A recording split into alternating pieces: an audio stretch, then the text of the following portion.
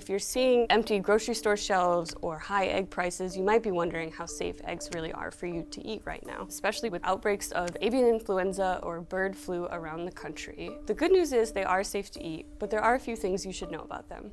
The bottom line is that it's really unlikely for any egg that's contaminated with this virus to even ever make it to your grocery store shelves. And that really boils down to two things. The first is that federal regulations require most egg sellers to wash and sanitize the outside of eggs, which could remove virus particles from the shell. The virus itself also acts very quickly, which means that any infected chicken would probably die before they ever were able to lay a contaminated egg.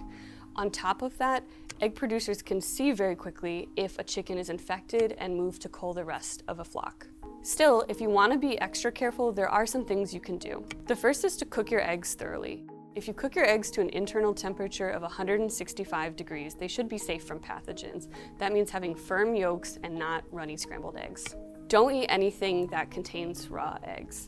This includes things like cookie dough or cake batter. This is just a general good food safety habit that helps you avoid foodborne illness. You should also make sure to wash your hands when you're handling raw eggs and clean any cooking surfaces or pots and pans with soap and water if they come into contact with them. Lastly, if you want to be extra cautious, consider pasteurized products like liquid egg whites that come in cartons.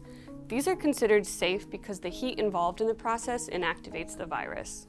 This is all still an active area of research for scientists who are studying bird flu. As you think about this risk, it's important to understand that most of the people infected in the United States since 2024 have contracted the virus through contact with sick animals. That said, it's good to remember that eggs do need to be handled properly, especially if you're going to spend a lot of money on them.